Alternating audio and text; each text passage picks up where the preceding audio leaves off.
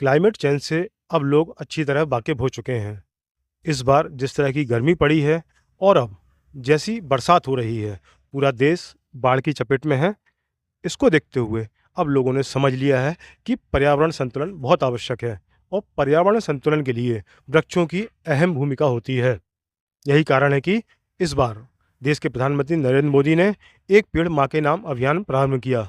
उस अभियान के मद्देनज़र हमारे ज़िले में भी क्या छोटे, क्या बड़े, क्या सरकारी अधिकारी और क्या जनप्रतिनिधि सभी ने पौधारोपण किया है और न केवल पौधारोपण किया बल्कि उसके संरक्षण का जिम्मा भी लिया है। हम जब इन पौधों को सहेज रहे हैं तो हमारा यह भी कर्तव्य बनता है कि जो हमारे बुजुर्गों ने ये बड़े बड़े वृक्ष हमारे लिए छोड़ के गए हैं, इनको सहेजना भी हमारा कर्तव्य है। हम आज जिस स्थान पर खड़े हैं, यह मेहर बाबा कुटी कहलाती है और इसके चारों तरफ देख पा रहे हैं, मेहर बाबा कुटी एक ट्रस्ट है।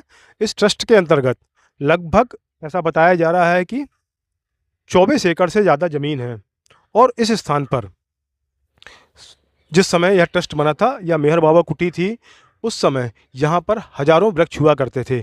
आज भी बड़ी संख्या पर यहाँ बड़े बड़े आम के वृक्ष मौजूद हैं। कुछ दिनों से यहाँ पर इस स्थान पर, क्योंकि यहाँ जो वृक्षों की संख्या थी उसको लेकर इस क्षेत्र का पर्यावरण संतुलन काफ़ी हद तक बैलेंस था। लेकिन इस खाली जगह पर काफ़ी दिनों से माफियाओं की नज़र लगी हुई थी और कुछ दिनों पहले यह ज्ञात हुआ कि इस ज़मीन को भी आनन फानन में किसी बिल्डर को या स्थानीय किसी ठेकेदार को बेच दिया गया है। यह विक्रय किन नियमों के तहत हुआ, हम इस पर नहीं जाना चाहते। तकनीकी रूप से उचित है या नहीं, ट्रस्ट के लोगों को यह अधिकार था कि नहीं कि वह ट्रस्ट की ज़मीन बेच सकते हैं अथवा नहीं।